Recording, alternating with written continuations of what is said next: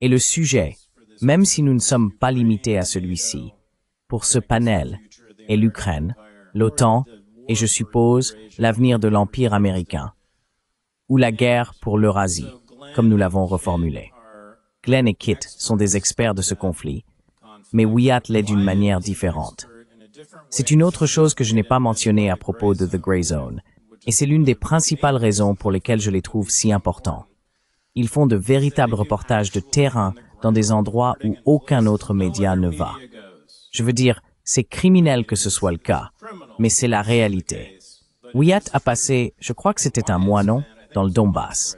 Tu veux en parler brièvement, puis nous passerons à Kit et Glenn. Bien sûr.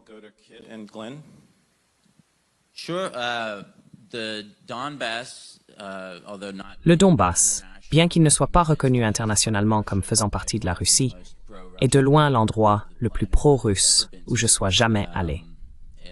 C'était en quelque sorte la principale leçon à retenir. Quand on est là-bas, il y a des drapeaux russes partout, des aides sur toutes les voitures, et beaucoup de gens considèrent vraiment la guerre, l'invasion, comme une sorte d'intervention humanitaire. C'est une perspective qu'il est important de reconnaître et de prendre en compte, même si l'on n'est pas d'accord avec elle. C'est quelque chose que les médias traditionnels ont évidemment refusé de faire depuis le début du conflit.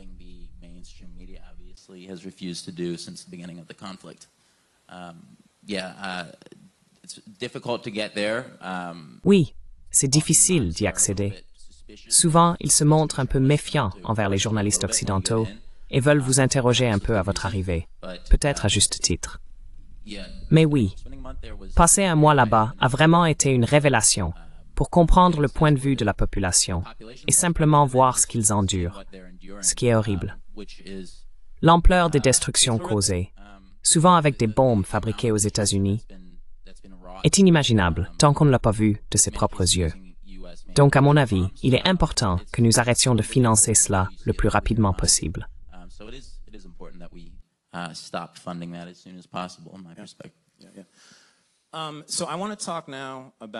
Je voudrais donc parler maintenant de la façon dont vous trois avez été sanctionnés. Et parlons, je suppose, des raisons au départ, si ça ne vous dérange pas. Je veux dire, c'était il y a 1 an, non? Est-ce que c'est à ce moment-là qu'on a lancé une campagne de diffamation contre vous? Voulez-vous en parler brièvement? Pour moi, c'était clairement une tentative de faire tomber The Grey Zone une fois de plus. Oui, ils ont publié un article à charge dans le Washington Post, m'accusant d'être une sorte d'espion ou de traître iranien. Non, payé par eux, c'est ça? Oui. Tu as gagné beaucoup d'argent grâce à ce boulot chez Press TV, n'est-ce pas?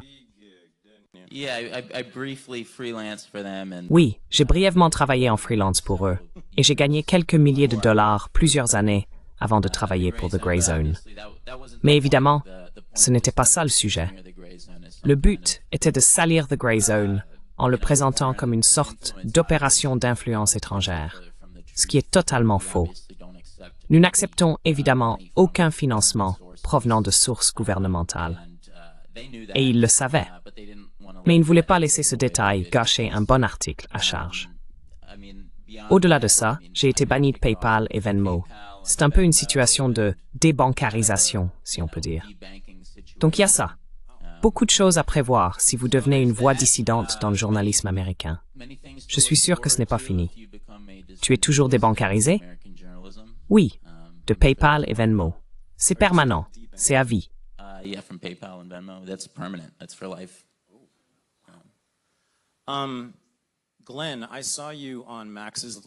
Glenn, je t'ai vu il y a quelques jours sur le live stream de Max en train de discuter de ce sujet.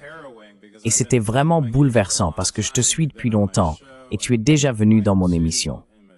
Moi aussi, j'admire énormément ton travail. T'entendre dire que tu envisages maintenant de quitter la Norvège à cause de la façon dont tu as été traité par, je suppose, tes collègues ou les médias. Peux-tu en dire un peu plus à ce sujet, de façon plus précise? Je suis vraiment curieux et inquiet à ce propos.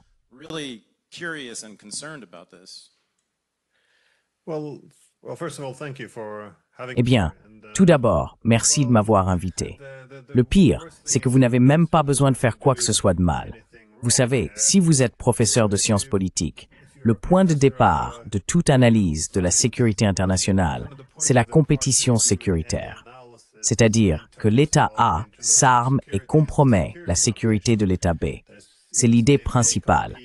Et c'est pourquoi nous poursuivons la sécurité indivisible. Bref, pour résumer, tout mon argument est le suivant.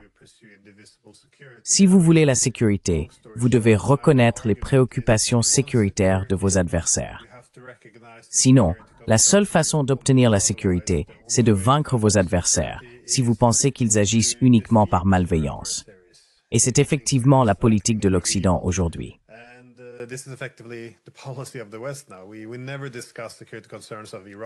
Nous ne discutons jamais des préoccupations sécuritaires de l'Iran, de la Chine, de la Russie. Personne. Et si vous essayez d'en parler, alors vous les légitimez et vous prenez essentiellement leur parti. Et vous êtes un traître. C'est donc ce genre de logique contre laquelle je mets toujours en garde. Parce que si nous adhérons à l'idée que nos adversaires ne peuvent avoir aucune préoccupation légitime, alors la conséquence logique est toujours la guerre. Et cela explique d'ailleurs beaucoup de choses des 30 dernières années. Donc j'ai tendance à... Enfin, mon principal centre d'intérêt a toujours été la Russie. Pour cette raison, on m'a très vite étiqueté dans les médias, comme vous savez, un agent de la Russie. Apparemment, je participe aussi à une opération d'influence parce que je suis allé à une conférence à Kaliningrad sur Emmanuel Kant et sa philosophie de la raison individuelle. Et vous savez, j'ai écrit dans les médias chinois. Je suis passé à la télévision chinoise, donc je suis aussi un agent chinois. Il y a 3 mois, j'étais en Iran avec Max Blumenthal.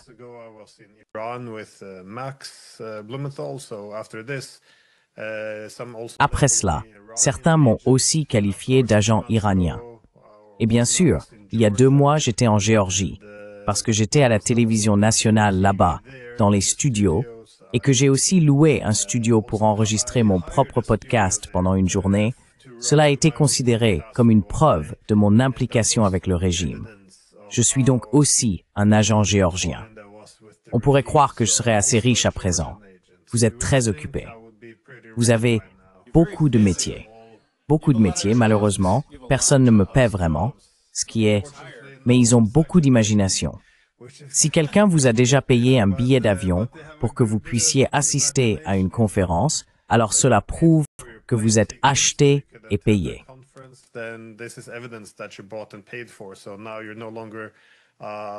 Donc maintenant, vous n'êtes plus un chercheur indépendant ni un professeur. Vous n'êtes plus qu'un agent d'une puissance étrangère hostile. Voilà essentiellement comment cela se passe. Et il y a dans cette société certains éléments naturels, des journalistes qui estiment mener le bon combat et lutter contre le mal.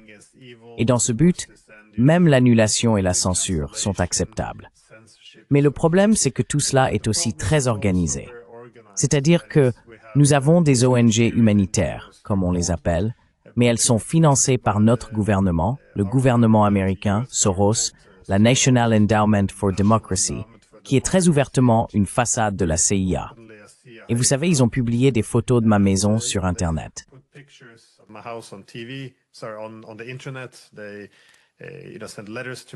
Ils envoient des lettres à mon université en disant que je suis problématique, que je propage de la propagande. Ils n'expliquent jamais ce qu'est la propagande, selon eux, ni comment je l'aurais diffusée. Ils annulent les événements où je dois intervenir. Et, vous savez, cela rend la vie très difficile. Et oui, ils publient aussi votre nom dans les journaux, vous traitant plus ou moins de traître, ce qui rend la vie ici très compliquée. Parce qu'il faut continuer à travailler avec des collègues, vos enfants vont toujours à l'école, donc ce n'est pas... Oui, eh bien, une fois que cela devient acceptable de parler de quelqu'un de cette façon, nous n'avons pas vraiment de loi sur la diffamation. Donc ce n'est pas toujours un endroit agréable où rester une fois qu'ils vous ont dans leur viseur. Maintenant, pensez-vous à quitter l'Europe complètement?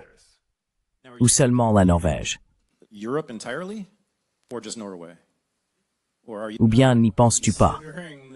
J'ai cru comprendre que tu avais dit à Max que tu envisageais de partir. Oui, non, c'est exact. Eh bien, en fait, je suis parti à l'étranger pendant 20 ans. Je suis parti en 2000, je suis revenu en 2020. Et je dois dire que, honnêtement, je ne reconnais plus mon propre pays. Mais d'après ce qu'on me dit, la situation n'est pas si merveilleuse que ça dans d'autres parties de l'Europe non plus.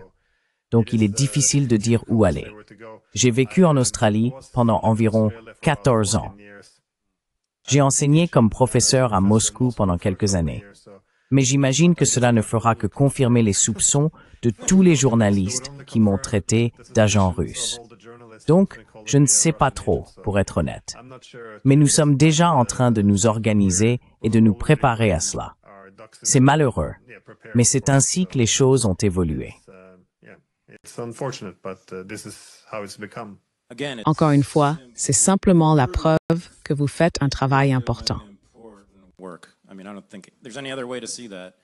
Je veux dire, je ne pense pas qu'il y ait une autre façon de voir les choses. Lorsque nous reviendrons pour la prochaine série de questions, je voudrais aborder votre livre sur la russophobie, qui, si vous ne l'avez pas lu, faites-le. Je pense que c'est l'un des livres les plus importants de ces dernières années. Nous en avons parlé dans mon émission, mais je crois que c'est, à bien des égards, à la racine du problème ici. Donc, je voudrais en discuter avec vous dans quelques minutes. Kit, bonjour, comment allez-vous? Kit, hi, how you doing? Salut, comment ça va? Mais tu es en Serbie, donc c'est pas bon. You work because you work for them, right? Vous travaillez parce que vous travaillez pour eux, n'est-ce pas?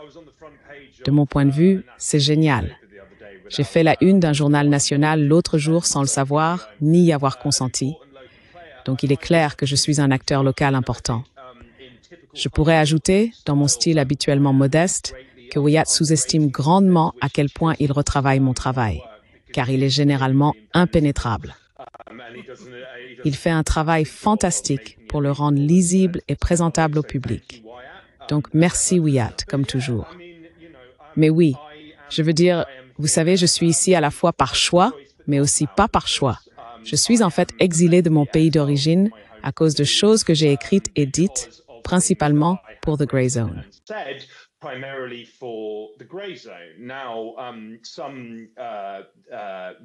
Maintenant, certains membres du public, certains téléspectateurs sont peut-être au courant, d'autres non. Vous êtes pardonnés si ce n'est pas le cas. En mai 2023, je suis rentrée à Londres, ma ville natale, car j'avais reçu la nouvelle soudaine et choquante qu'un proche parent était gravement malade. J'ai été accueillie sur le tarmac par 5 policiers antiterroristes armés, puis on m'a donné le choix entre être arrêtée pour simple non-coopération ou participer à un interrogatoire durant lequel je n'aurais aucun droit au silence. Je devais fournir les codes d'accès à mes appareils cryptés et répondre à toutes les questions qu'on me poserait. Le seul intérêt des 2 policiers antiterroristes, dont je n'ai jamais su les noms, qui m'ont interrogé, était The Grey Zone.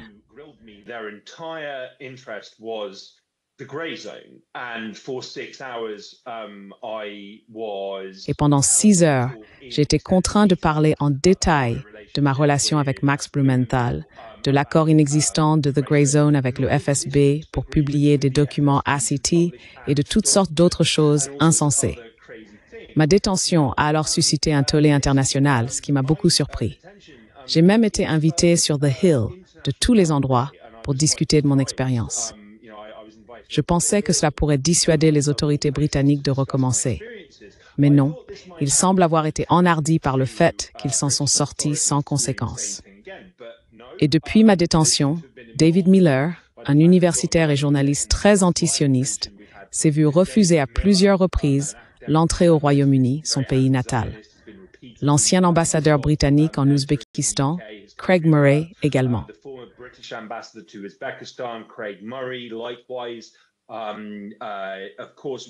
Bien sûr, Rishi Medhurst, qui a été arrêté en descendant d'un avion à Heathrow l'année dernière, fait toujours face à des accusations de terrorisme pour avoir refusé de révéler ses sources. Asa Winstanley aussi? Ah non, bien sûr.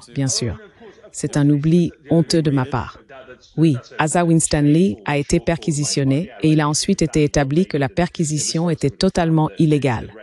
Mais les autorités britanniques, elles sont actuellement incontrôlables.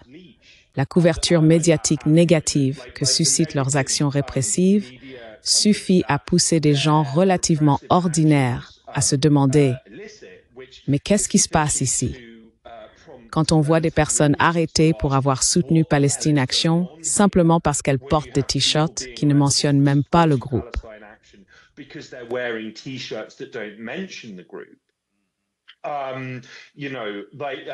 Vous savez, il est tout à fait clair que quelque chose de très sombre et sans précédent est en train de se passer.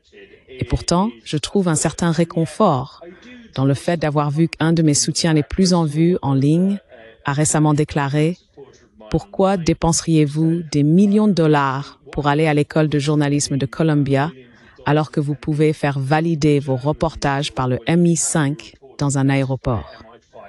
Donc, d'une certaine manière, je considère cela comme une forme d'approbation de notre travail journalistique. Et vous savez, il faut garder à l'esprit qu'à The Grey Zone, depuis le tout début de la guerre par procuration, nous publions des fuites, des articles assez incendiaires sur la manière dont la Grande-Bretagne dirige la guerre par procuration en Ukraine. Et nous avons essuyé énormément de critiques pour cela.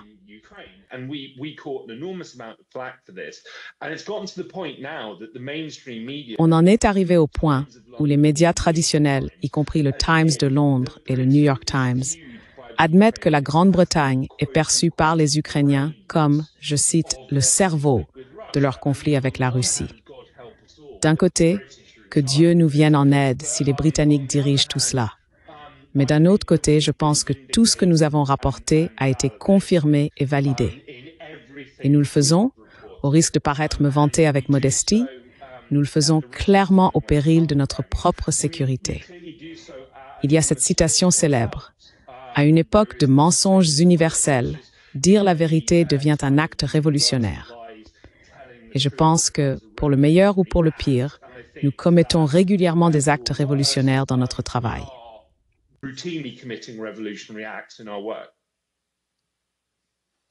Encore une fois, existe-t-il une preuve supplémentaire que ce qu'ils font est un travail important? Je veux dire, c'est incroyable, tout ce qui vous est tombé dessus. Et je ne connaissais même pas certaines de ces histoires. Wyatt, qu'en penses-tu? Et j'aimerais aussi entendre Kit à ce sujet. Les gens normaux, je veux dire, tu as soulevé la question cruciale, Kit. Quand est-ce que les gens ordinaires vont commencer à s'intéresser à tout ça et à y prêter attention? Tu veux commencer. Pourquoi ne pas parler d'abord des Britanniques? Puis je demanderai à Wyatt ce que pensent les Américains en Virginie de l'Empire. Mais observes-tu un mouvement parmi les personnes non politisées en Grande-Bretagne à ce sujet?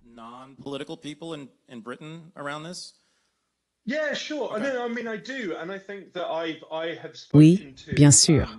Je veux dire, oui. Et je pense que j'en ai déjà parlé. Bien sûr, tu sais, je ressens un certain détachement vis-à-vis du Royaume-Uni en général parce que, enfin, je ne peux littéralement pas y retourner. Je veux dire, ça n'en vaut pas la peine, quel que soit le point de vue. Mais en même temps, il y a des gens que je connais qui ne sont pas du tout impliqués politiquement, qui s'informent principalement via les médias traditionnels, qui voient des prêtres de 80 ans se faire arrêter parce qu'ils tiennent des pancartes disant « Je soutiens Palestine Action ». Et ils se demandent « Mais qu'est-ce qui se passe?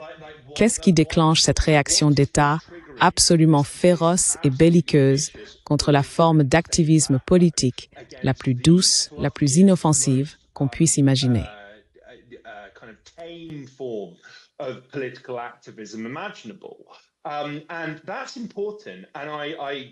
Et c'est important. Et j'ai dit récemment sur Twitter, et je vais le redire maintenant, continuez à pousser, continuez à avancer. Parce que je veux dire l'interdiction de Palestine Action, par exemple. Cela a été fait malgré le fait que, selon Declassified UK, le gouvernement britannique n'a trouvé aucun fondement juridique pour les interdire légitimement. Ils se sont appuyés sur les rapports d'un groupe de pression sioniste appelé We Believe in Israel pour justifier l'interdiction, en termes de noms peu subtils. Et oui, c'est le signe d'un régime, d'un système de répression qui est acculé, blessé et effrayé.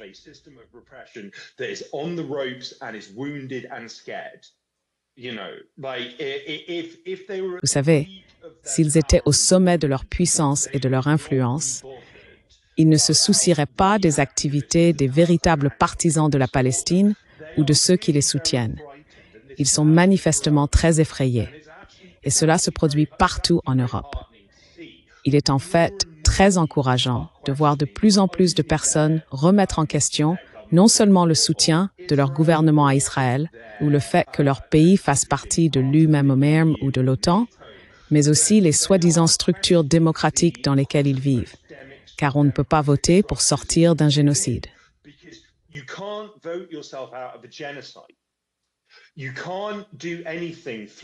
Vous ne pouvez rien faire à travers les structures politiques standards et reconnues pour faciliter un changement fondamental dans les systèmes manifestement défaillants dans lesquels vous vivez. Les gens cherchent donc des mécanismes alternatifs et d'autres moyens d'exprimer leur dissidence. Et cela est très encourageant. J'ai déjà fait remarquer, et je le répéterai, car cela mérite d'être souligné. Les structures de pouvoir répressives sont toujours à leur apogée de répression lorsqu'elles sont sur le point de s'effondrer. C'est regrettable que nous devions traverser cette période hautement répressive. Mais la promesse de quelque chose de meilleur à l'issue de tout cela est bel et bien présente, à mon avis.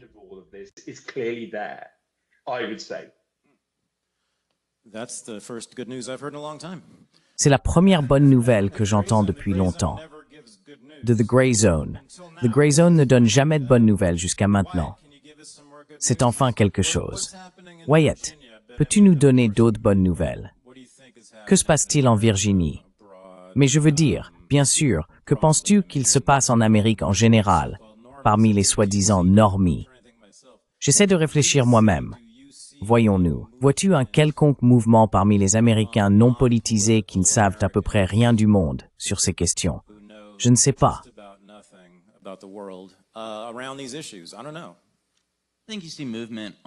Je pense que l'on constate une mobilisation autour de Gaza face à ce génocide diffusé en direct. Je crois que pour toute personne ayant une conscience, il est quasiment impossible de voir ces vidéos sans être bouleversé.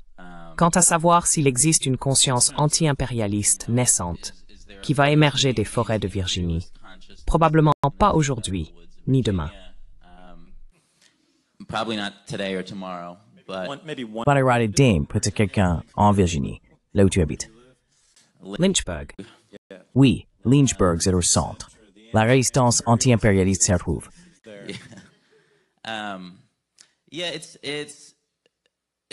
Oui, c'est un long parcours. De mon point de vue, je pense, en fait, qu'il y a un peu plus de mouvement au Royaume-Uni, où l'interdiction pure et simple d'un groupe comme Palestine Action entraîne un rejet très populaire. On voit des grands-mères prêtes à se faire arrêter et malmener par ces policiers antiterroristes parce qu'elles estiment que cela vaut la peine de se lever et de se battre. Je ne suis pas sûr que nous ayons encore atteint ce genre de moment aux États-Unis. Mais qu'en penses-tu?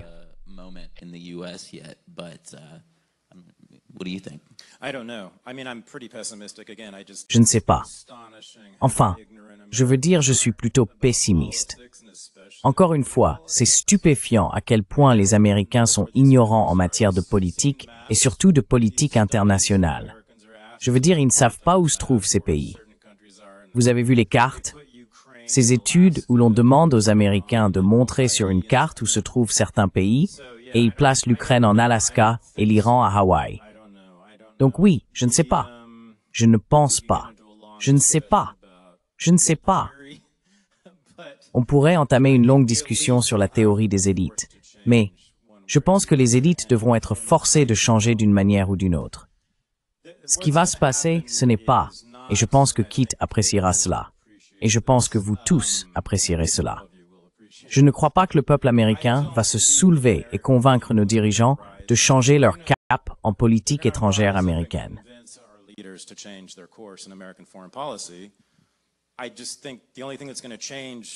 Je pense simplement que la seule chose qui fera changer l'Empire américain dans ses actions, C'est ce que les Viet Cong ont fait. Les vaincre sur le champ de bataille. Je ne vois pas d'autre moyen. Et c'est pourquoi l'axe dit de la résistance au Moyen-Orient me semble si crucial. C'est aussi pour cela que je pense que la guerre en Ukraine est si importante. Je pense que la Russie offre, de mon point de vue, une chose, la résistance à l'Empire. Et ce que l'on constate, c'est un axe de résistance mondiale qui prend de l'ampleur, n'est-ce pas? Et les BRICS pourraient en être la manifestation la plus complète, mais c'est présent partout.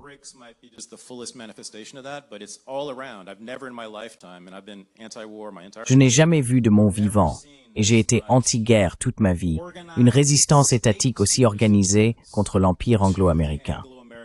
Et cela, pour moi, est à la fois une source d'inquiétude face aux guerres à venir que cela entraînera, car l'Empire ne tombera pas sans se battre. Mais cela me donne aussi un peu d'espoir, car je crois voir une lumière au bout du tunnel. Je pense que de mon vivant, il y aura beaucoup moins de bases militaires à travers le monde. Je pense que le budget militaire américain sera plus réduit. Je le pense, je l'espère, je le crois, de mon vivant. Et je pense que nous connaîtrons une certaine forme de repli. Mais tout cela, bien sûr, c'est en étant optimiste.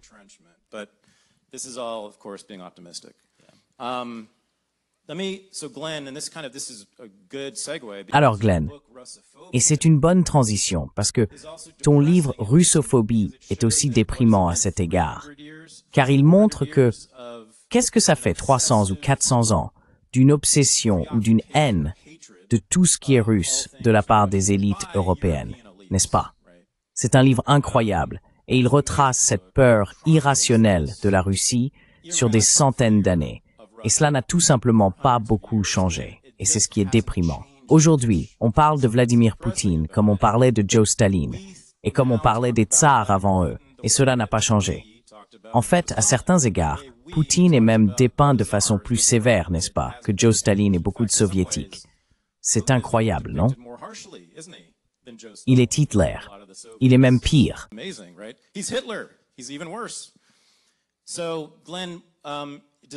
Alors Glenn, est-ce que ce livre est votre... Enfin, j'entends bien à quel point vous êtes beaucoup plus pessimiste quant à la situation pour de très bonnes raisons en Europe. Est-ce que votre livre et votre connaissance de cette histoire vous rendent encore plus déprimé? Je veux dire, voyez-vous cela comme une sorte de... Pour moi, c'est juste une psychologie étrange chez les élites européennes vis-à-vis de la Russie. Pensez-vous qu'il y ait une chance que cela change? Non. Laissez-moi plutôt vous demander ceci. Pourquoi pensent-ils ainsi? Pourquoi sont-ils restés si attachés à cette haine de la Russie depuis 200, 300 ans, presque jamais pour une raison sérieuse ou valable? Avez-vous une idée à ce sujet? Vous en parlez un peu dans le livre, mais pouvez-vous en parler maintenant? Pourquoi pensez-vous que cette haine persistante de la Russie est toujours présente parmi nous?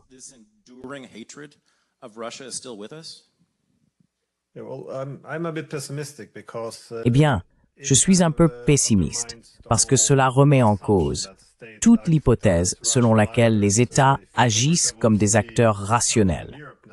Par exemple, si l'on regarde ce qui se passe en Europe actuellement, nous avons lancé cette guerre qui n'était pas dans notre intérêt. Nous nous sommes coupés de pays importants comme la Russie et de plus en plus de la Chine. Et puis plus rien de ce que nous faisons ne va dans notre intérêt.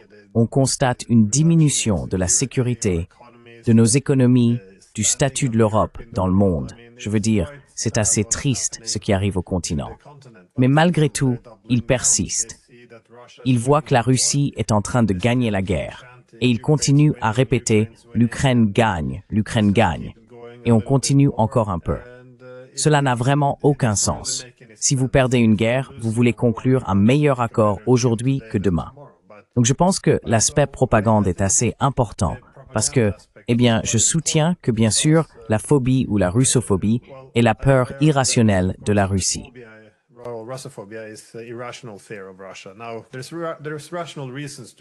Il existe des raisons rationnelles de craindre la Russie, comme le fait qu'elle soit la plus grande puissance nucléaire du monde. Cependant, je m'adresse ici à la haine ou à la peur irrationnelle de la Russie. Une grande partie de cela est liée à la propagande.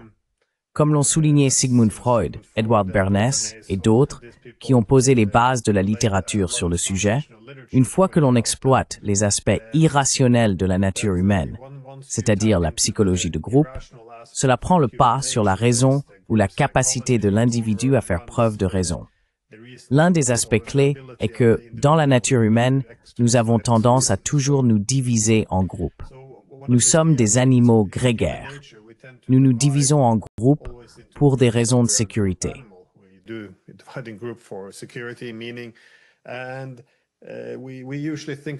Et nous pensons généralement en termes de « nous contre eux », qui fait partie du groupe et qui en est exclu. C'est ainsi que fonctionne la propagande. C'est généralement autour de cela qu'elle se construit. Car si vous pouvez attribuer de bonnes valeurs ou une bonne identité au groupe d'appartenance par opposition au groupe extérieur, alors la réalité n'a plus vraiment d'importance. Et on le constate. Si nous envahissons l'Afghanistan, c'est parce que nous voulons simplement la liberté, la démocratie, et que les petites filles aillent à l'école. Quand les Soviétiques ont fait exactement la même chose, c'était pour l'Empire. Donc cela n'a pas d'importance. On peut faire exactement la même chose. L'un sera toujours considéré comme bon, l'autre toujours comme mauvais.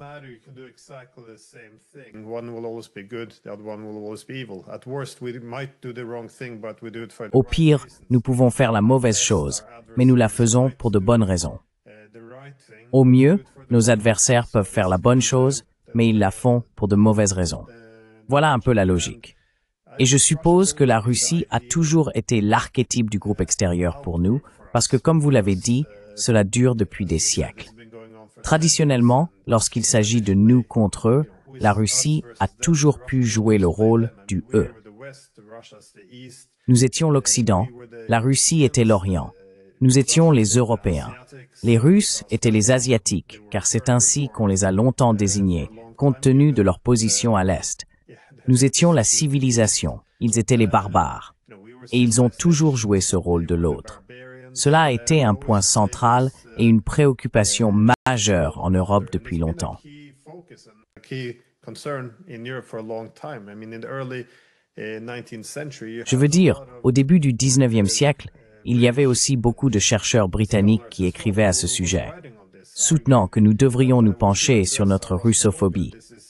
C'est un gros problème. Je veux dire, nous avons des raisons de craindre la Russie lorsque nos intérêts sont en concurrence. Nous pouvons, vous savez, combattre les Russes si nous le voulons. Mais cette haine et cette peur aveugle de la Russie n'ont aucun sens. Nous finissons par poursuivre des politiques qui ne sont pas dans notre propre intérêt. Et c'est assez intéressant, car si vous lisez ces pamphlets sur la russophobie venant de Grande-Bretagne, c'était vers 1828, dans les années 1830, on pourrait croire qu'ils ont été écrits aujourd'hui. C'est juste un acte immensément irrationnel. Et puis bien sûr, si l'on avance jusqu'à la guerre de Crimée au milieu du 19e siècle, la littérature est la même. Il montre comment nous avons tendance à nous diviser en groupes. Par exemple, pendant la guerre de Crimée, il y avait l'Empire russe contre l'Empire ottoman, puis les Britanniques et les Français sont venus du côté des Ottomans ou des Turcs, et il montre comment tous les rôles sont attribués. Ainsi, les Russes deviennent soudainement les méchants, les agresseurs. Les Ottomans, qui étaient auparavant diabolisés, deviennent soudainement des victimes du jour au lendemain. C'est l'Ukraine d'aujourd'hui. Ils ne sont plus corrompus. Ils sont le phare de la démocratie.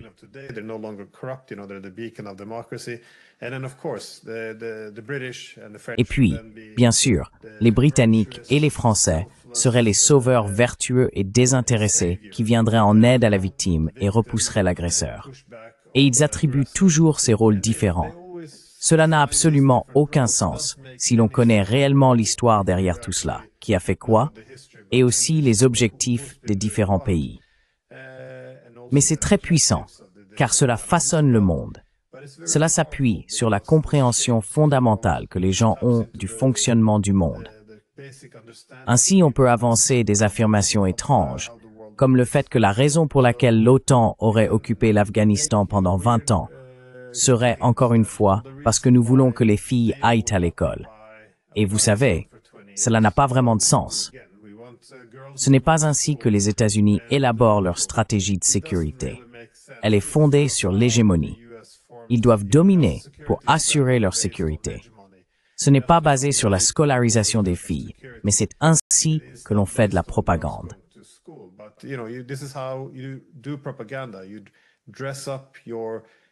Vous habillez vos intérêts sous les atours du bien contre le mal ou de l'Est contre l'Ouest, des démocraties libérales contre l'autoritarisme. Et c'est ainsi que nous présentons désormais les choses, car à chaque fois qu'il y a un conflit dans le monde, les gens, vous savez, on suggère souvent que les gens ne sauraient même pas situer ces pays sur une carte. Mais il n'est pas nécessaire de savoir où ils se trouvent, ni de connaître leur histoire ou le contexte de la guerre. Tout ce qu'il faut, tout ce qu'on leur dit, c'est qu'il s'agit d'un conflit entre la démocratie libérale et l'autoritarisme. Voilà. Un camp est bon, l'autre est mauvais. Qui est l'agresseur, la victime, et qui est le sauveur? C'est toujours le même scénario. Et la Russie s'est toujours vue attribuer le rôle de l'agresseur et du grand méchant loup.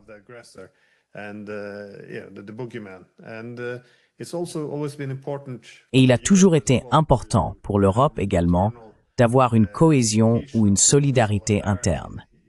On peut remonter aux années de 700, ou à l'époque où les Polonais faisaient face à la Russie. Et il faisait remarquer que, une fois que la Russie aurait pris la Pologne, elle s'attaquerait à la France. En gros, il s'agissait de mettre toute notre sécurité dans un même panier. Donc nous devons tous nous opposer aux Russes. Sinon, nous tomberons ensemble. Et cet argument peut être utilisé encore et encore, de façon constante. Cela fait des siècles maintenant, et ils utilisent toujours exactement le même schéma. C'est en partie ce qui m'a motivé à écrire ce livre, car il existe une littérature très abondante sur ce qu'est réellement la propagande. Ce n'est pas seulement une insulte destinée à censurer et à annuler des gens. Il y a en réalité une littérature derrière cela. Il existe une science qui exploite l'aspect irrationnel des êtres humains. Mais bon, je m'étends. Merci en tout cas.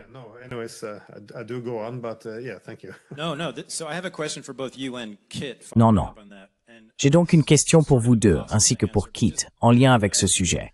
Et je sais que c'est quasiment impossible à répondre, mais faites de votre mieux. Selon vous, quel pourcentage, à peu près, des citoyens norvégiens et britanniques soutiennent l'idée de manière générale de l'Empire occidental? Et par Empire occidental, j'entends ceci, c'est là où je veux en venir, l'expansion vers l'Europe de l'Est et la Russie. Qu'en pensez-vous? Combien de Britanniques et de Norvégiens s'en soucient réellement? Ou bien est-ce seulement les élites? L'un ou l'autre peut répondre.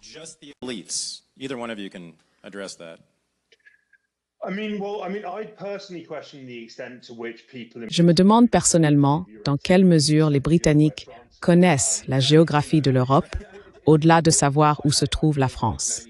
C'est un point que j'ai soulevé à de très nombreuses reprises. Et je pense que lorsque toi et moi, Tadeusz, avons récemment discuté de l'importance de faire précéder Empire américain par Anglo, l'idée de domination mondiale est presque exclusivement britannique. Et c'est quelque chose que les Britanniques ont tenté d'imposer aux Américains. On oublie largement qu'au moment de la guerre hispano-américaine, qui a en quelque sorte marqué la naissance de l'Empire américain,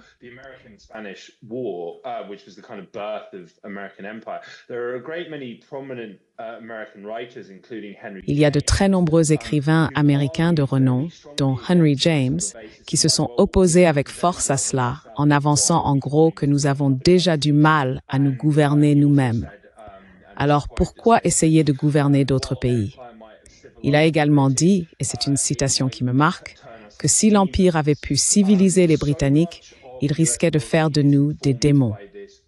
Une grande partie de la politique américaine est guidée par cette idée complètement folle, et oui, typiquement britannique, d'une domination totale du monde. Dans ma région, en Europe du Sud-Est, qui est voisine de l'Europe centrale et orientale, il y a de nombreux pays dont les populations ont soit une opinion positive de la Russie, soit au minimum une vision très sceptique de l'UDMR et de l'OTAN. Cela est totalement exclu du débat public.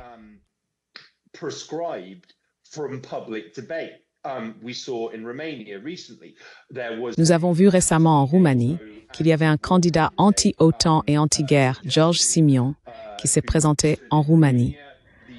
La Cour suprême de Roumanie a annulé les résultats de l'élection parce qu'il semblait qu'il pourrait gagner. Ils ont également établi le précédent juridique selon lequel on ne peut pas se présenter à une élection politique en Roumanie si l'on est anti-OTAN. Quelle proportion de la population américaine, premièrement, sait où se trouve la Roumanie et deuxièmement, se soucie vraiment de savoir si elle fait partie de l'OTAN? J'imagine que c'est dans la marge d'erreur. Oui, c'est ça. Oui.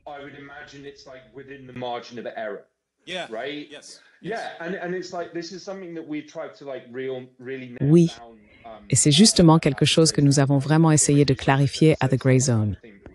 Et si je peux me permettre, je pense que nous avons fait du bon travail. Oui, vraiment. Le fait est que, dans la guerre par procuration en Ukraine, les États-Unis pourraient s'en retirer très facilement s'ils le voulaient, et s'ils n'étaient pas entravés par différents niveaux d'intérêt, par des dirigeants européens bavards, etc. Du point de vue britannique, l'empire anglo-américain se joue dans le Donbass parce qu'il pousse pour cela depuis 2014. Et ce sont des faits publics. Pas besoin de fuite ici.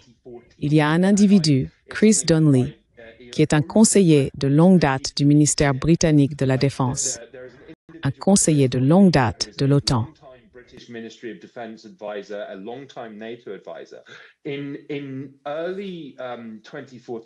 Début 2014, après le coup d'État de Maïdan, il a déclaré devant une commission parlementaire britannique « Eh bien, si la Grande-Bretagne prend l'initiative d'armer, disons, le bataillon Azov, le régiment militaire ukrainien ouvertement néo-nazi, ou le secteur droit, cela perturbera le pivot asiatique de l'administration Obama et recentrera l'attention des États-Unis sur l'Europe et le Moyen-Orient, qui sont les terrains de jeu traditionnels des Britanniques.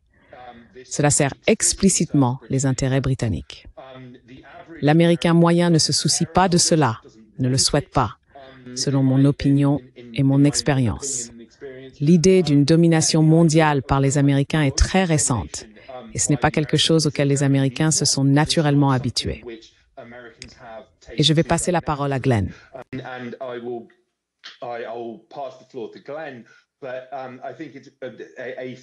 Mais je pense qu'un aspect oublié de l'histoire, c'est que les Britanniques ont lancé la guerre froide à une époque où les États-Unis et l'Union soviétique étaient alliés. En 1946, Churchill a prononcé ce discours à Fulton, dans le Missouri, connu sous le nom de discours du rideau de fer, et il a effectivement appelé les États-Unis et la Grande-Bretagne à former une relation spéciale pour contrer l'influence soviétique. La réaction des médias américains et du public américain a été de la répulsion et de la colère. Comme, pour qui se prend ce Britannique à venir ici, nous dire que nous devrions nous opposer à notre plus proche allié. Il y a eu des manifestations contre Winnie l'impérialiste à l'époque. C'était la perspective américaine à ce moment-là. Ce n'est pas si loin que cela était la perspective. Et je pense qu'en réalité, dans une certaine mesure, avec la montée de l'America First comme idée populiste, on est un peu revenu à ce point de départ. Alors, très bien. Glenn, est-ce que les jeunes garçons norvégiens rêvent de grandir pour se battre pour l'OTAN?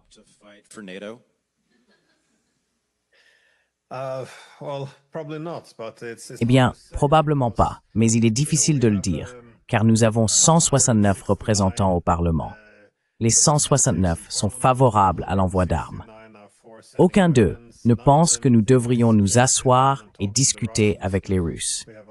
Nous avons beaucoup de journaux, beaucoup de chaînes de télévision, et ils disent tous exactement la même chose. Je souligne aussi que c'est un consensus remarquable. Mais il faut se demander comment ce consensus a été obtenu. A-t-il été obtenu en menant un débat ouvert sur le contexte du conflit, sur les faits? Et puis tout à coup, nous avons tous été d'accord pour dire qu'il fallait mener ce combat jusqu'au bout, quoi qu'il arrive. Mais non, ce n'est pas ce que nous constatons. Nous voyons que toute dissidence est considérée comme de la trahison et est éliminée.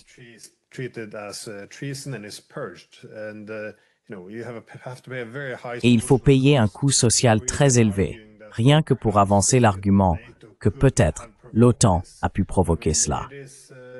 Il est donc très difficile de savoir ce que les gens pensent réellement. D'ailleurs, il m'arrive de parler à d'anciens diplomates, et lorsqu'ils m'appellent, ils me disent « Oui, nous ne devrions pas faire cela ». Évidemment, on ne peut pas parler de l'Ukraine sans évoquer l'élargissement de l'OTAN. Mais ils ne peuvent pas le dire publiquement, car ils savent ce qui va se passer. Ils seront crucifiés. Il est donc difficile de savoir ce que les gens savent et ce qu'ils sont prêts à dire. Et cela fait partie, encore une fois, de la manière dont on gère une foule. Les gens s'adaptent à la foule qui les entoure. Si tout le monde dit une chose, vous direz la même chose. Les gens s'ajustent généralement au groupe.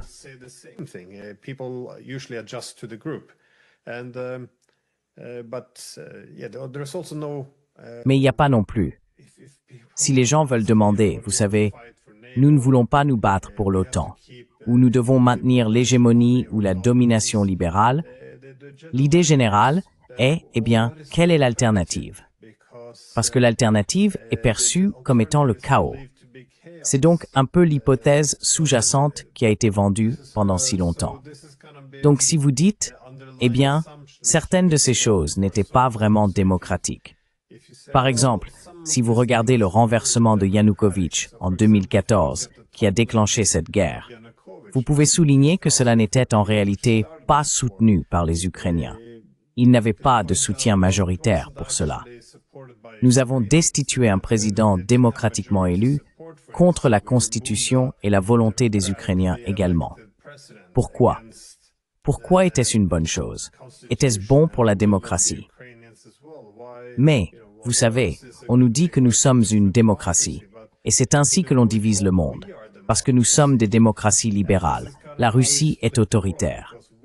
Si vous acceptez ce postulat, vous pouvez renverser un gouvernement contre la volonté de son peuple, et ensuite appeler cela la démocratie, parce que vous les intégrez ou les mettez dans l'orbite de l'OTAN. Donc vous rendez le monde plus démocratique, vous rendez le monde plus pacifique.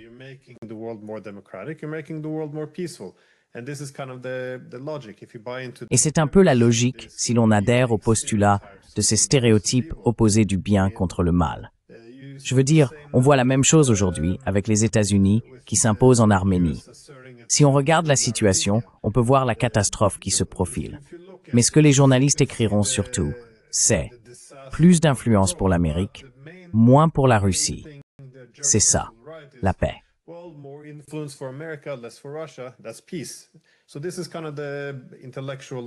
Voilà le niveau intellectuel auquel ils en sont actuellement. Nous disons que la démocratie libérale est bonne. Qu'est-ce que la démocratie? C'est nous. Ainsi, on associe ces valeurs à une entité de pouvoir. Essentiellement, la démocratie libérale est devenue une norme hégémonique. Si vous aimez la démocratie, vous aimez le libéralisme, alors l'Occident doit dominer et il n'y a pas de véritable alternative. Et c'est là l'exploit incroyable qu'ils ont réussi. Car s'il y a des contradictions, comme renverser une démocratie pour installer une dictature, eh bien, au moins, ils serviront les intérêts de la démocratie. Donc, on ne peut rien faire de mal tant que cela est présenté ainsi. Si je peux juste ajouter une petite chose, pas une correction, ce serait un peu prétentieux, mais plutôt un complément à ce que Kit a dit sur le fait que cela a commencé en 2014, on peut remonter 10 ans plus tôt, en 2004. C'est à ce moment-là que nous avons soutenu ou appuyé la révolution orange en Ukraine.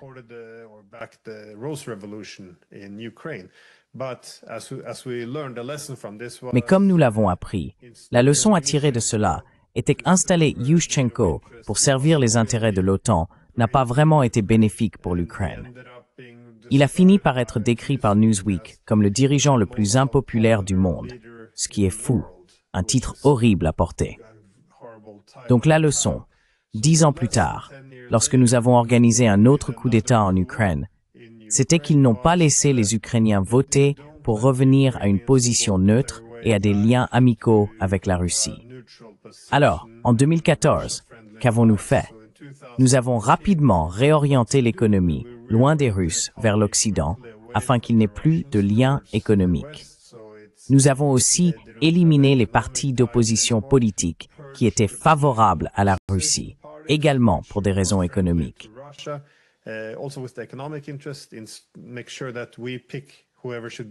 Assurons-nous de choisir qui doit faire partie du nouveau gouvernement ukrainien. La ministre des Finances était en réalité américaine, nommée en 2014. Elle n'a obtenu un passeport ukrainien que le jour où elle a pris ses fonctions. Le procureur général d'Ukraine se plaignait que chaque nouvelle nomination au gouvernement devait être approuvée par Washington. Nous avons appris dans le New York Times que dès le premier jour après le coup d'État, les États-Unis ont commencé à reconstruire les agences de renseignement ukrainiennes à partir de zéro, car elles travaillaient auparavant en étroite collaboration avec la Russie, et cela n'était plus acceptable. Et puis il y a l'épuration de l'Église, de leur langue.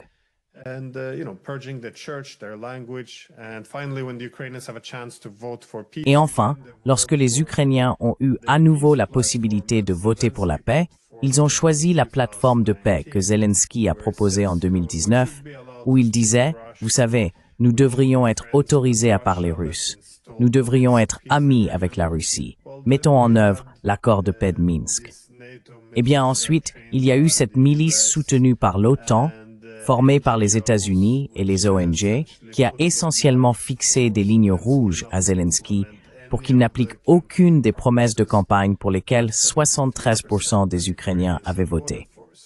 Donc, nous avons tiré les leçons des erreurs de 2004 et rendu ce coup d'État permanent en 2014.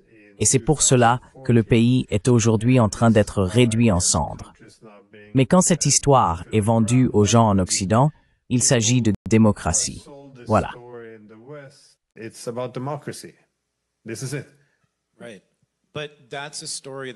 D'accord. Mais c'est une histoire qui est racontée et crue apparemment, d'après ce que vous dites, uniquement par les élites. Donc je veux dire, et le peuple norvégien en général, et le peuple britannique en général, n'ont même pas d'idée sur ces sujets, n'est-ce pas? Et je pense que c'est aussi vrai pour les Américains. Je veux dire, on peut aussi parler des jeunes hommes américains, et pourquoi cela vient du milieu militaire. J'ai connu beaucoup de personnes, des hommes, des jeunes hommes et des femmes, qui ont servi dans l'armée et qui étaient très enthousiastes à l'idée de tuer des gens, parfois des Arabes, parfois des musulmans, parfois Oussama Ben Laden. Mais je n'ai jamais entendu un seul membre de l'armée américaine dire « Nous avons besoin d'un empire mondial ».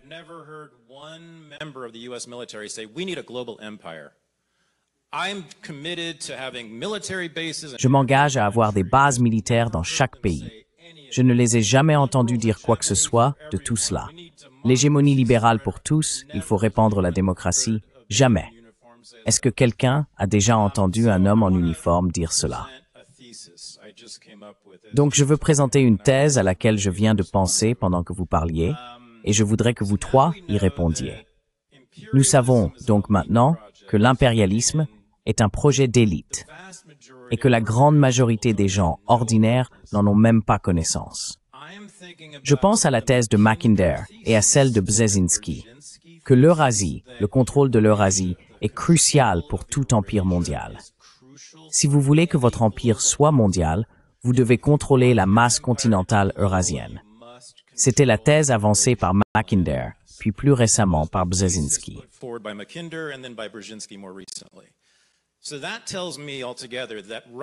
Cela me dit donc, en somme, que la russophobie, et voici ma thèse à laquelle je voudrais que vous trois répondiez, la russophobie, la haine de la Russie, est en réalité tout à fait rationnelle pour certaines personnes, pour les impérialistes, parce que la Russie fait obstacle à la conquête de l'Eurasie par l'Empire occidental.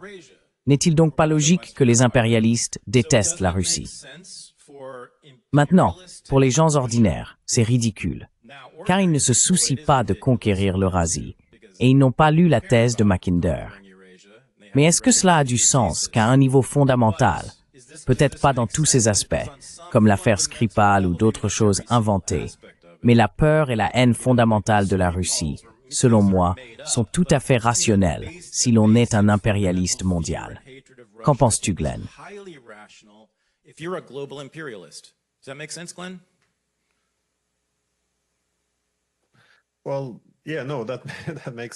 Eh bien, oui, non. Cela a beaucoup de sens parce que, eh bien, la théorie de Mackinder était que les puissances maritimes ont la capacité de dominer le monde. Ce sont les empires naturels, parce qu'il est très difficile de se détourner de leur dépendance, étant donné que la connectivité se fait par la mer et qu'il est facile d'établir des points d'étranglement. Cela donnait donc un avantage pour le déplacement des troupes ainsi qu'un pouvoir commercial. Maintenant, le problème ici, c'est qu'il faut effectivement gérer cela comme un empire. Parce que, comme Mackinder l'avait reconnu à l'époque, où la Russie a commencé à relier la masse continentale eurasienne par le rail, si l'Eurasie est connectée par voie terrestre, alors cela rendrait essentiellement la domination maritime comme source de puissance mondiale. Cela la saperait. C'était donc une menace pour la Grande-Bretagne. Et cela a ensuite été considéré comme une menace pour les États-Unis.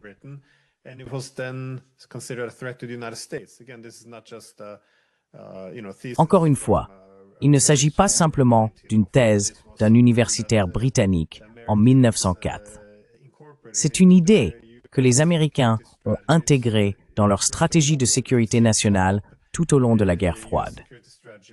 On la retrouve par exemple dans la stratégie de sécurité américaine de 1988, où ils reconnaissent « c'est pour cela que nous avons combattu lors des guerres mondiales ».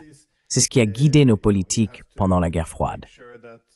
Il faut s'assurer qu'aucun État ou groupe d'États n'émerge en Eurasie, ne s'unisse et ne mette en échec l'hégémon maritime.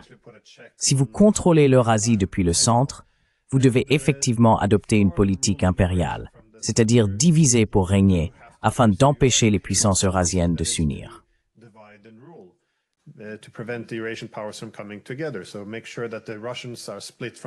Assurez-vous donc que les Russes soient séparés des Allemands, que les Chinois soient séparés des Russes, que les Turcs soient séparés de la Russie, et que l'Inde et la Chine soient en désaccord l'une avec l'autre. Car si vous divisez le monde, vous obtenez d'un côté des alliés obéissants ou des vassaux, et de l'autre, un adversaire contenu. Et la réponse à cela, bien sûr, c'est en grande partie ce que les Chinois essaient de promouvoir aujourd'hui. C'est-à-dire que si vous parvenez à faire en sorte que tous les pays coopèrent mieux, alors vous pouvez aussi relier l'Eurasie par voie terrestre. Mais non, je pense que, étant donné que la Russie est la principale et la plus grande puissance territoriale d'Eurasie, oui, cela a beaucoup de sens. Le plus grand obstacle, n'est-ce pas, à l'expansion de l'Empire occidental? Oui. Pourquoi? Qu'en pensez-vous? La russophobie est-elle rationnelle à ce niveau-là? Oui, c'est un robinet qu'on peut ouvrir ou fermer selon les besoins. À la fin de la guerre froide, il était politiquement avantageux de mettre de côté la haine envers la Russie pendant un certain temps. Il n'y a pas si longtemps, lors d'un débat entre Obama et Mitt Romney, Obama s'est moqué de lui pour son attitude belliqueuse envers la Russie, en disant « Vous savez, les années 1980 ont appelé. Elles veulent récupérer leur politique étrangère. » C'était il y a seulement quelques années que les démocrates se moquaient des républicains parce qu'ils étaient trop agressifs envers la Russie. Et maintenant, oui, dans le cadre de « je pense que c'est un phénomène plus large », mais les libéraux en sont un peu devenus l'incarnation. Vous savez, cela rejoint Samantha Power et toute cette doctrine de la responsabilité de protéger.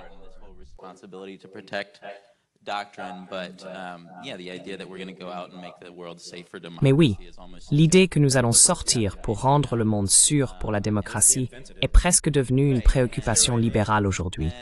C'est eux qui l'ont inventée, non? C'est leur idée. Et donc, le schéma traditionnel, et c'est pourquoi, par exemple, beaucoup de choses se résument à Hillary Clinton, mais il est commode d'avoir des sujets comme les guerres culturelles. On peut regarder la Russie et dire « Oh, regardez ce qu'ils font aux personnes homosexuelles là-bas. Ils ne les laissent pas organiser de marche des fiertés, ce qui est probablement vrai. Je parie que si j'étais homosexuel, je préférerais sans doute ne pas vivre dans la Russie rurale. Mais ce n'est pas vraiment à nous de décider comment ils gèrent cela.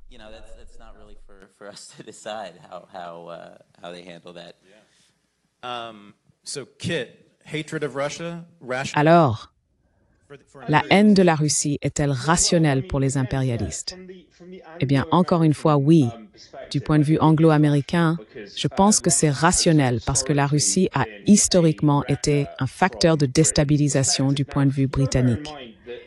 Il faut garder à l'esprit que si l'on remonte aux années 1800, la reine Victoria était surnommée la grand-mère de l'Europe parce que des membres de sa famille étaient assis sur les trônes de toutes les monarchies européennes.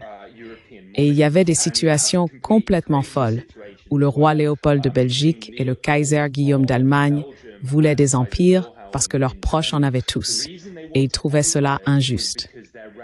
Ce qui est un aspect assez extraordinaire de l'histoire qui a un peu été oublié. Mais la Russie a toujours été un facteur de déstabilisation du point de vue britannique. Russia was always a wrecker from Britain's perspective. It supported the American War of Independence. Elle a soutenu la guerre d'indépendance américaine. Elle a soutenu le Nord pendant la guerre de sécession. Les États-Unis étaient du côté de la Russie pendant la guerre de Crimée. Et donc, même lorsque la Russie était dirigée par la descendance de la famille royale britannique, il suffit de regarder des photos du tsar Nicolas et du roi George au début des années 1900. Ils sont identiques. Ce sont des sosies. Ainsi, même lorsque la Russie était, dans une certaine mesure, sous la coupe des Britanniques, elle était toujours perçue comme très problématique.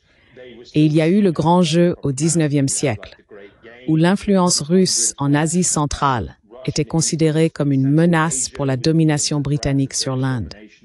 Lorsque la révolution russe éclate et que les Romanov, la famille royale britannique, sont tués par les Russes, c'est un acte impardonnable.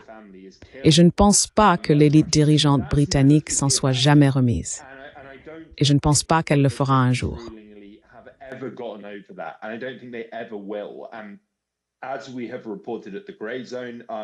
Et comme nous l'avons rapporté avec une certaine fierté sur The Grey Zone à propos des activités du projet Alchemy, une cellule secrète d'intelligence et militaire créée par le ministère britannique de la Défense, Wyatt et moi avons mené un travail de fond sur ce sujet, si je puis me permettre.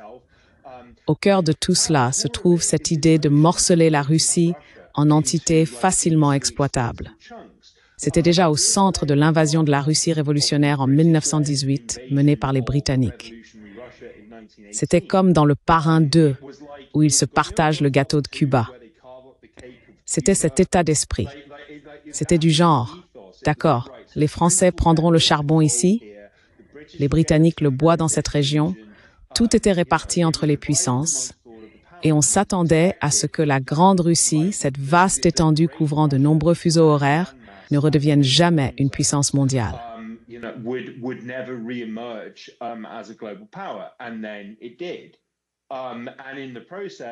Et puis c'est ce qui s'est passé.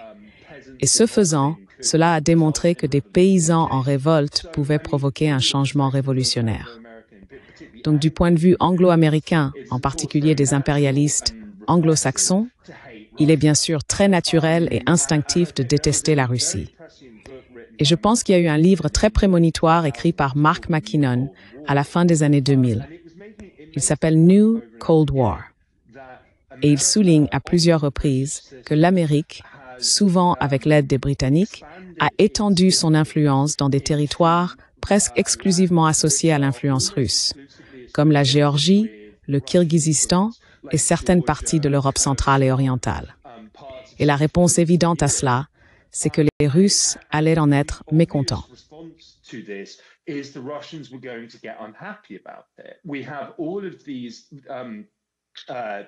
Nous avons tout cela.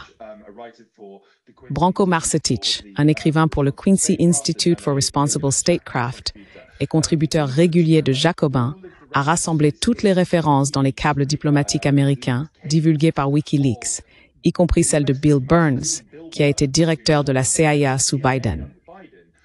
Lorsque l'Ukraine a été désignée en 2008 comme futur membre de l'OTAN, il y a eu un énorme tollé dans la société russe, et Bill Burns, dans une note adressée à Condi, a déclaré qu'aucune question ne rassemblait autant les Russes politiquement, des militants pro-Kremlin les plus fervents aux critiques les plus virulents de Poutine, que l'adhésion de l'Ukraine à l'OTAN.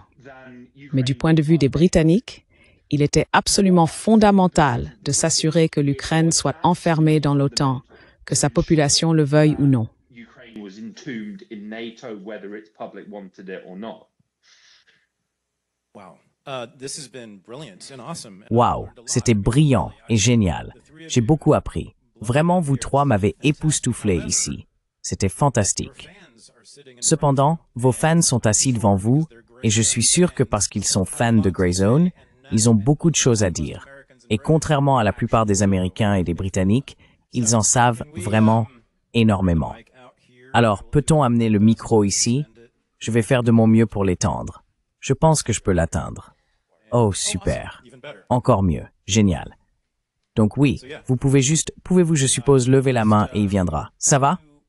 Super. Et il vous apportera le micro. Alors allez-y. He'll bring the mic to you, so go ahead. Hi, thank you very much. You are all great.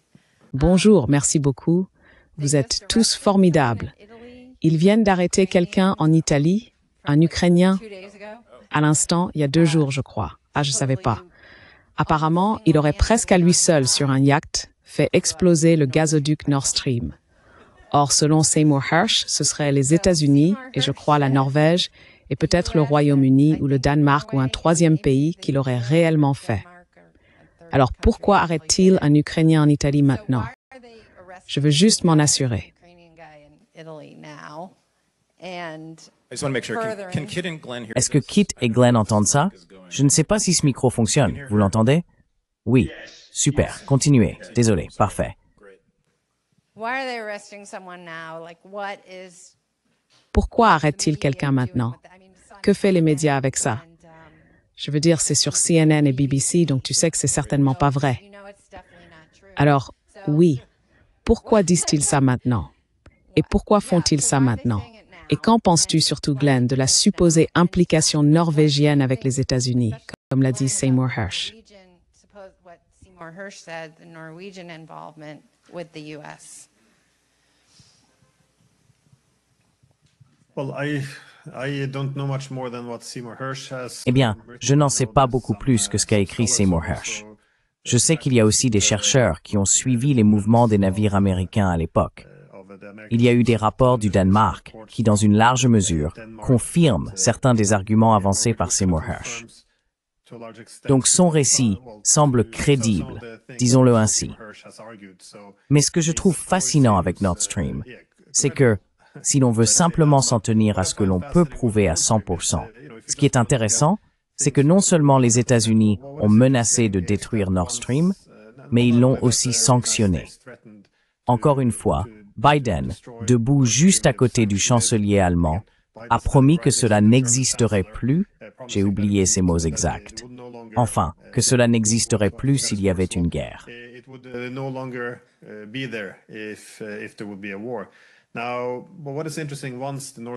Ce qui est intéressant, c'est qu'une fois que Nord Stream a été détruit, nous avons vu tous les pays de l'OTAN, même le secrétaire général de l'OTAN, tout le monde affirmait que toutes les pistes menaient à la Russie.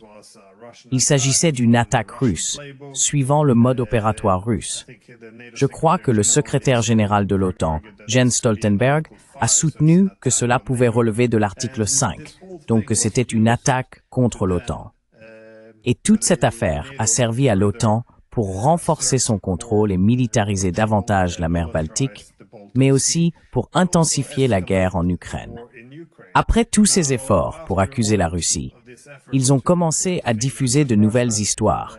Oui, les Ukrainiens sur le voilier, toutes ces choses, qui contredisent en quelque sorte beaucoup des idées initiales. Mais ensuite, il y a eu les récits selon lesquels, eh bien, oui, la CIA était au courant et était là.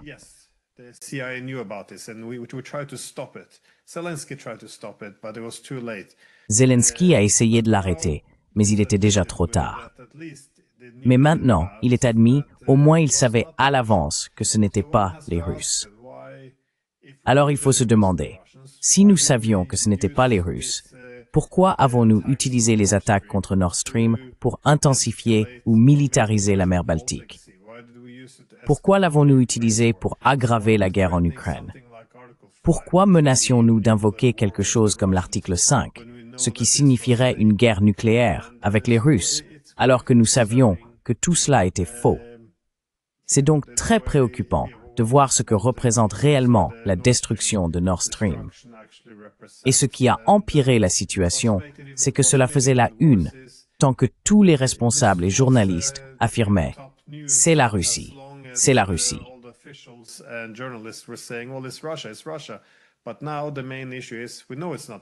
Mais maintenant, le principal problème, c'est que nous savons que ce n'est pas la Russie. Donc la discussion principale est désormais, est-ce que ce sont les Ukrainiens ou les Américains? Et ce n'est pas un bon récit. Quoi qu'il en soit, les journalistes ne s'intéressent qu'au bon récit. Et si ce ne sont pas les Russes, il n'y a pas de bon récit.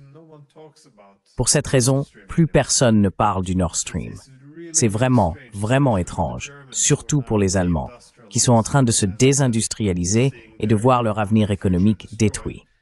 Et pourtant, personne ne veut vraiment parler du Nord Stream, parce que, encore une fois, les faits ne doivent pas gêner le récit. Voilà.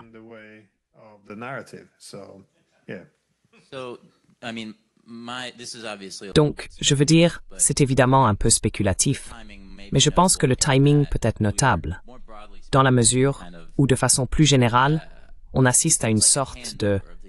Il semble y avoir un transfert de la guerre par procuration en Ukraine, des mains américaines vers les Européens. Trump ne cesse de s'en plaindre.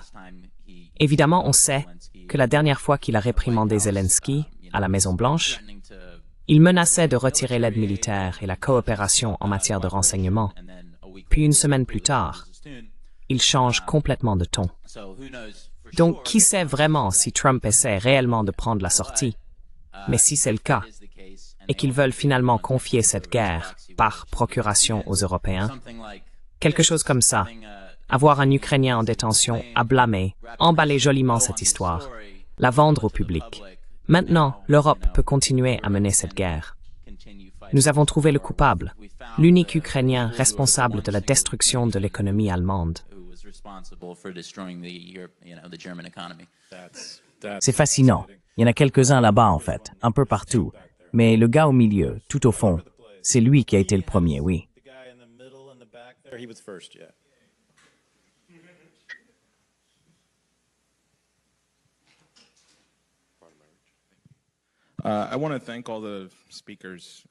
Je tiens à remercier tous les intervenants pour leur présentation et je souhaite particulièrement remercier Kit Klarenberg d'avoir été le plus pro-américain et optimiste du panel, ce qui est assez amusant étant donné qu'il n'est pas d'ici. Mais je voulais simplement réagir un peu au pessimisme qui semble régner parmi les personnes ici sur scène, car ce que Kit Klarenberg évoquait à propos de l'histoire américaine, et en particulier de nos sentiments anti-britanniques, qui ne datent pas d'il y a si longtemps, je pense que c'est justement ce qui fait notre force en tant qu'Américains. Et je repense à des personnes comme le président Kennedy, lorsqu'il a fait une déclaration aux Nations Unies en 1963, 2 mois avant d'être assassiné, où il a dit directement aux Soviétiques « Je veux travailler avec vous sur l'exploration spatiale conjointe comme moyen de mettre fin à la guerre froide. »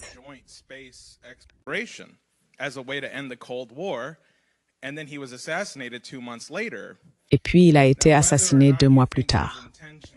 Maintenant, que vous pensiez ou non que ses intentions étaient pures et sincères, je pense qu'en tant qu'Américains, nous avons quelque chose d'ancré en nous.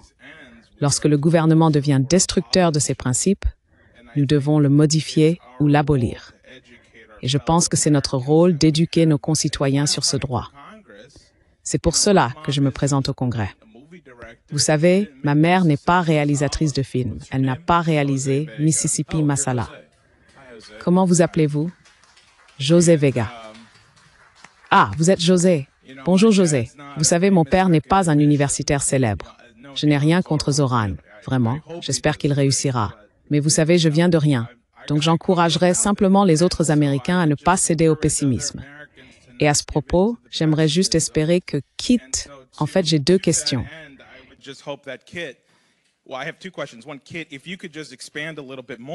Premièrement, Kit, si tu pouvais développer un peu plus sur les sentiments anti-britanniques qu'avaient les citoyens américains au XXe siècle. Par exemple, Henry Kissinger a évoqué le fait qu'il tenait ses amis des services de renseignement britanniques mieux informés que ses homologues américains. Et deuxièmement, pour Glenn Diesen, il me semble qu'il y a un mois, tu parlais de Friedrich List, l'économiste. Et tu évoquais Henry Carey comme concept de solution pour ce que pourraient être les véritables alternatives. J'ai trouvé cela très intéressant, parce qu'aussi souvent qu'on parle de catastrophisme, je pense qu'un véritable concept de solution est ce qui rend les gens optimistes, c'est-à-dire ce que le monde pourrait devenir. Voilà donc mes deux questions. Merci. Kit.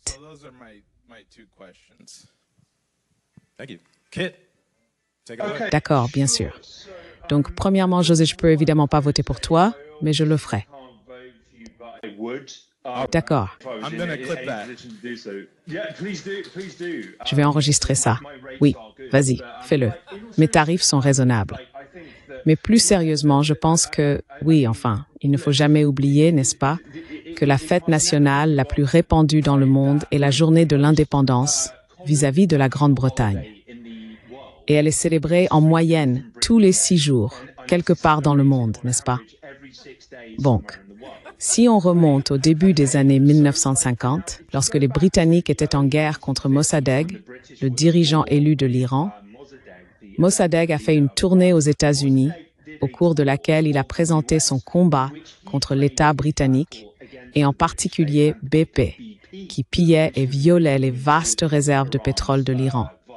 Il l'a présenté dans les mêmes termes que la lutte de l'Amérique pour son indépendance contre les Britanniques en 1766. Ces publics politiques, médiatiques et populaires étaient généralement très réceptifs à ce discours.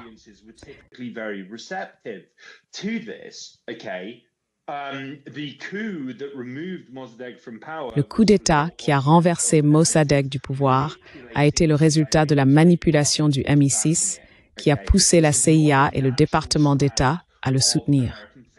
Ce n'est pas une tendance naturelle de la pensée américaine, aussi difficile que cela puisse être à croire pour certains.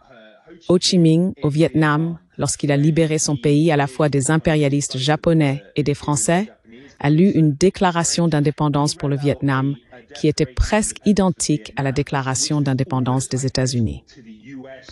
La lutte de l'Amérique pour son indépendance vis-à-vis de la Grande-Bretagne a été un appel inspirant et mobilisateur pour les peuples colonisés et opprimés du monde entier.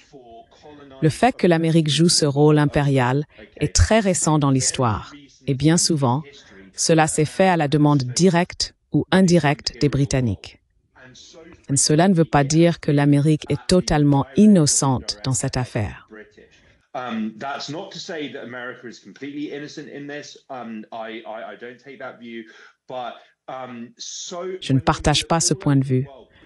Mais lorsque nous regardons partout dans le monde, en particulier les points chauds actuels, l'Ukraine, comme nous l'avons évoqué, dirigée par les Britanniques, la Syrie, où le HTS a pris le pouvoir avec l'aide d'une organisation liée au MI6, dirigée par le conseiller aux affaires étrangères et à la défense de l'actuel Premier ministre britannique, Keir Starmer, appelé Intermediate, ils ont un bureau dans le palais présidentiel syrien.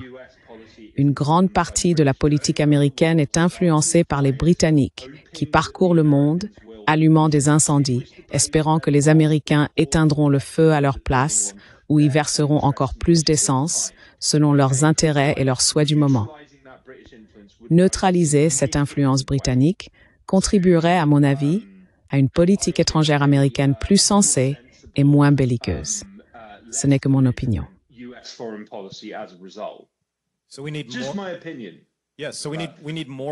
Oui, donc il nous faut plus d'anglophobie. Oui, absolument. Nous avons la mauvaise phobie. Il nous faut l'anglophobie. Où est le micro? Oh, je ne sais pas qui était le suivant. Je suppose que c'est par ici, sur le côté.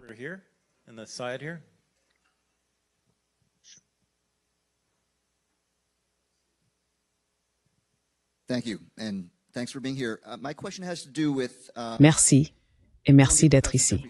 Ma question concerne le professeur Jeffrey Sachs de Columbia, qui s'est adressé au Parlement européen plus tôt cette année.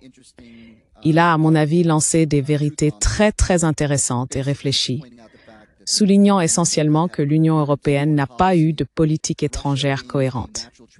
La Russie, qui est un partenaire commercial naturel, s'est retrouvée dans une position d'adversaire principalement à cause de l'OTAN. Je me demande, dans vos reportages, quel est le sentiment des dirigeants de l'Uthenimaru après ces commentaires ou celui des citoyens de Small? Est-ce que cela a eu un quelconque impact?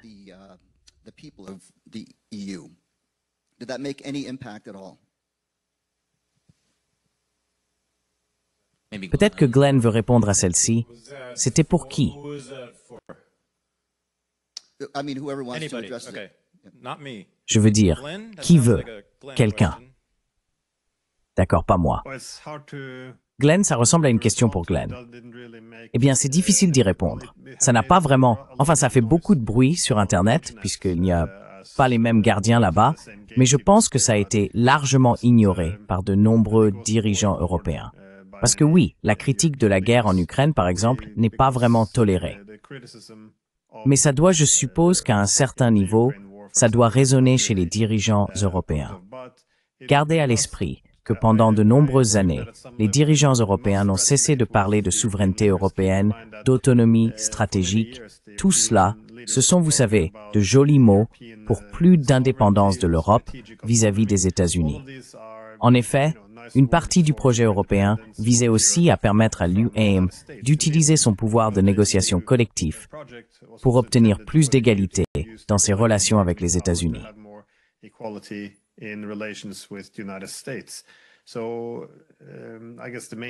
Je suppose donc que l'objectif principal était d'établir une hégémonie collective après la guerre froide, fondée sur la coopération entre les États-Unis et l'Union européenne. Or, de toute évidence, cela n'a pas été réalisé. Et je pense que c'est assez évident si l'on regarde la situation mondiale. L'Europe n'est pas seulement en grande difficulté sur le plan de la sécurité et de l'économie, know-how fond, mais aussi en ce qui concerne sa pertinence dans le monde et la manière dont elle est perçue. Cela devient presque risible quand on voit récemment ces images de la Maison-Blanche où ils sont assis là comme des écoliers. Il faut donc se demander comment en est-on arrivé là? Et Macron, il y a quelques années, avait averti que nous ne devrions pas devenir des vassaux. Nous devons nous affirmer. Mais qu'est-ce que cela implique concrètement? Comment faire en sorte que 27 ou 28 pays soient censés se tenir ensemble et parler d'une seule voix?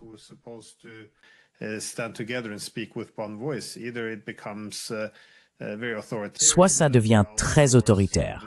Vous déléguez vos prises de décision à des bureaucrates non élus. Soit il faut trouver un moyen de gérer la dissidence. Donc si l'on prend, par exemple, les politiques envers la Russie, en quoi est-il logique que la Lettonie et la Grèce aient la même position vis-à-vis de la Russie? Ça n'a aucun sens. Et je pense que c'est là le problème en Europe. Il y a ces discours où tout est présenté comme une question de moralité. C'est-à-dire, on ne peut pas vraiment avoir un point de vue opposé si vous n'êtes pas favorable à l'envoi d'armes en Ukraine, ou si vous pensez qu'il serait bon de s'asseoir et de discuter avec les Russes, cela signifie que vous êtes immoral. Vous ne vous souciez pas de l'Ukraine. Si vous vous souciez de l'Ukraine, vous vous battriez jusqu'au dernier Ukrainien. Donc c'est en quelque sorte la seule voie acceptable.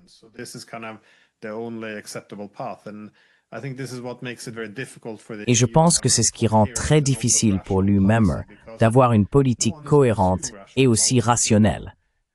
Parce que plus personne ne poursuit de politique rationnelle. Regardez les principaux dirigeants qui représentent aujourd'hui l'Europe. À part ceux qui ne sont pas élus, vous avez Meloni, Starmer, Macron. Ce sont parmi les dirigeants les plus impopulaires. Les dirigeants populaires sont considérés comme illégitimes. Donc, je pense que Sachs avait tout à fait raison. Mais les Européens doivent trouver un moyen de revenir à la rationalité et aussi arrêter de se subordonner aux États-Unis. Pour moi, c'était le point le plus important qu'il a soulevé. Pourquoi continuez-vous à supplier les Américains de vous représenter? Vous avez maintenant une population plus importante.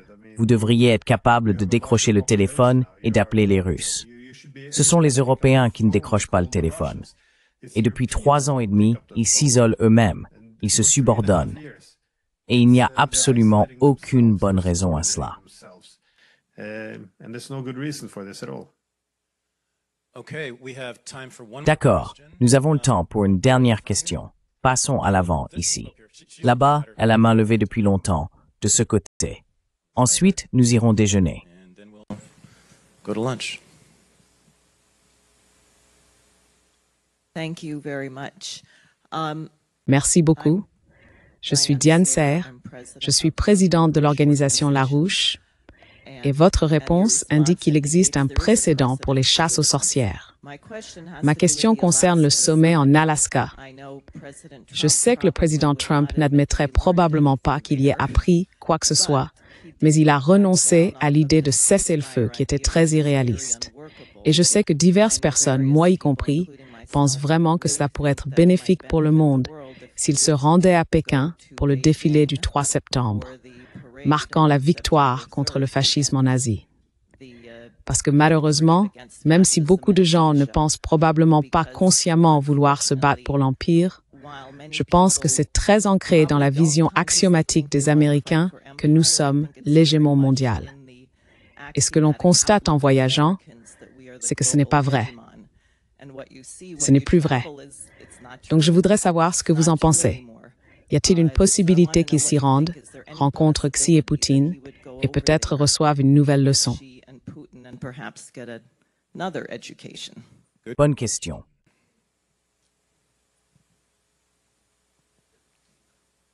Another question? Une autre question? D'accord. Voulez-vous choisir quelqu'un? Juste là devant. Right in the front.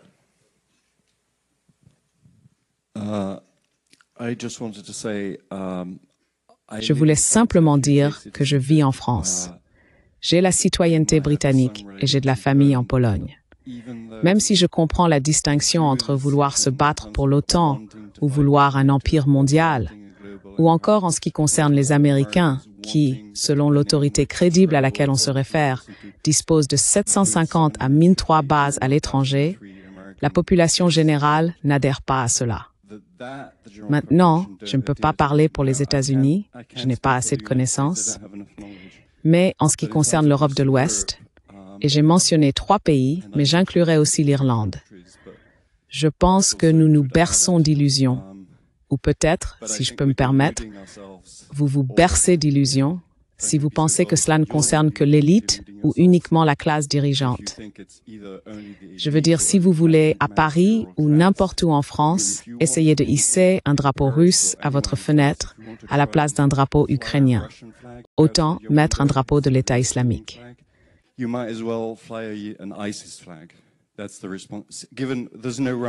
C'est la réponse.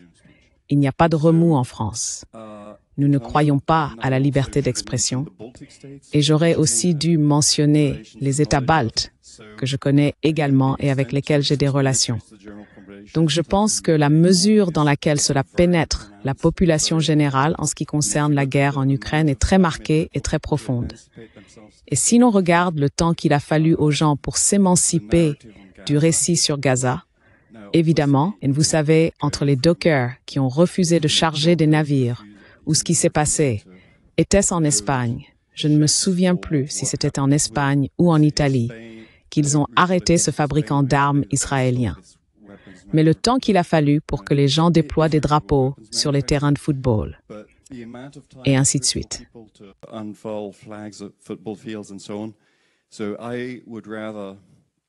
Donc je préférerais avoir un soutien extrêmement rigoureux basé sur des données de sondage pour ce genre de choses, parce que Chomsky disait que les États-Unis étaient la société la plus endoctrinée au monde.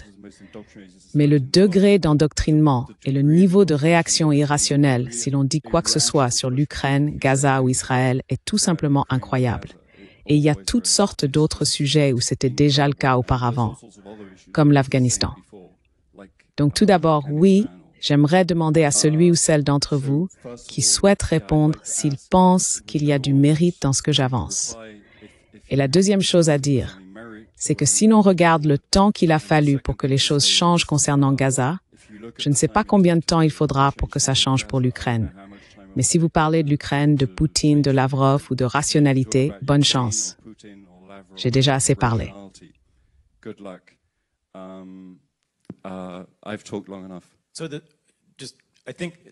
Je crois, ai-je bien entendu que la thèse est que la conscience impériale est en réalité assez répandue parmi les populations en Europe. C'est bien ce que vous avancez. Pour ma part, je disais que c'est un phénomène élitiste, n'est-ce pas? D'accord. D'accord.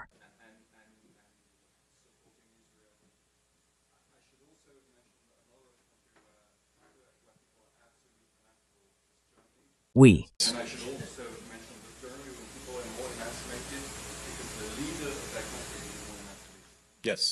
Oui, d'accord. Compris. Je voulais juste exposer la thèse.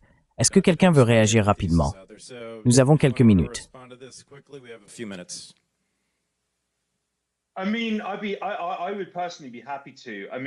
Je veux dire, personnellement, je serais ravi de le faire. D'abord, je suis désolé que tu aies la citoyenneté britannique. C'est, tu sais, une tâche pour nous tous.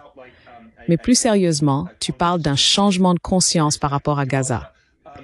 Je pense en fait que, même s'il a fallu presque 2 ans pour que les médias traditionnels rattrapent le fait qu'Israël commet un génocide, comme un holocauste du XXIe siècle, les gens ordinaires l'ont compris beaucoup plus rapidement. Et je pense qu'on le voit aussi en ce qui concerne l'Ukraine.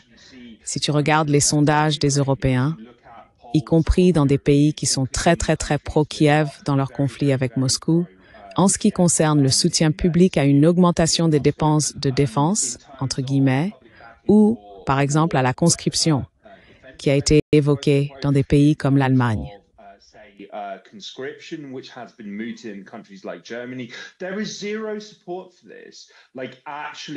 Il n'y a absolument aucun soutien pour cela.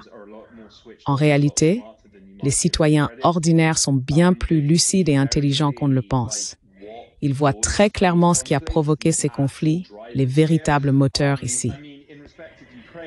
Je veux dire, en ce qui concerne l'Ukraine, nous avons eu pendant presque 2 ans cette propagande inlassable des grands médias sur le fait qu'il s'agissait d'une grande bataille pour les valeurs européennes, mesoniennes, opposant la démocratie ukrainienne, libre, courageuse et sous-estimée, à son voisin despotique, autocratique, maléfique, hitlérien, la Russie.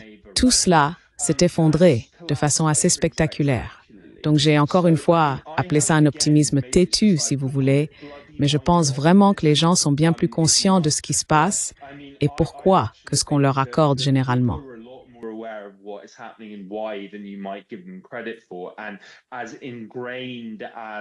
Aussi profondément ancrée que soit la propagande pro-ukrainienne et pro-israélienne dans le courant dominant, elle n'est plus tenable aujourd'hui. Nous sommes arrivés à un point où l'immense majorité des médias traditionnels, du moins dans le monde anglophone, admettent que, eh bien, oui, Israël commet un génocide. Et deuxièmement, que l'Ukraine est en train de perdre cette guerre de façon assez catastrophique. Et en fait, c'est un pays très corrompu, avec un problème très sérieux d'éléments d'extrême droite, voire carrément fascistes, occupant des postes d'influence et de pouvoir. Donc, indépendamment de ce que disent les médias traditionnels, je pense que le ressenti dans la rue est en réalité très différent. Et encore une fois, je trouve cela encourageant.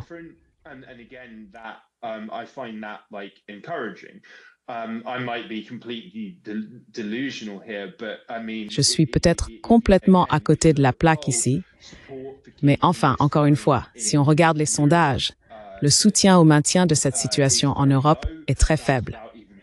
Et cela sans même prendre en compte le fait que les sondages américains montrent qu'environ 70% des Ukrainiens souhaitent que leur gouvernement mette fin à cela le plus rapidement possible par des négociations. Et cela, alors que Zelensky garde un contrôle total sur les médias en Ukraine et que le pays reste sous la loi martiale, ce qui a conduit à l'emprisonnement d'activistes de l'opposition et à l'interdiction des partis d'opposition. Donc oui, encore une fois, je garde un certain espoir pour l'avenir. Et tout repose sur le pouvoir du peuple. Tout dépend de l'organisation et du fait que assez de citoyens ordinaires disent « pas en mon nom ». Et on en voit beaucoup. Ou alors, cela dépend d'une victoire de la Russie. Oui, l'un ou l'autre, n'est-ce pas? L'un ou l'autre.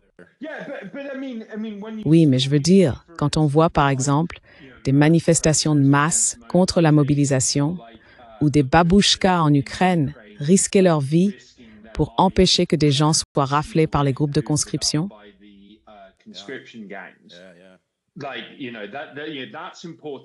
Tu sais, c'est important et il ne faut jamais l'oublier.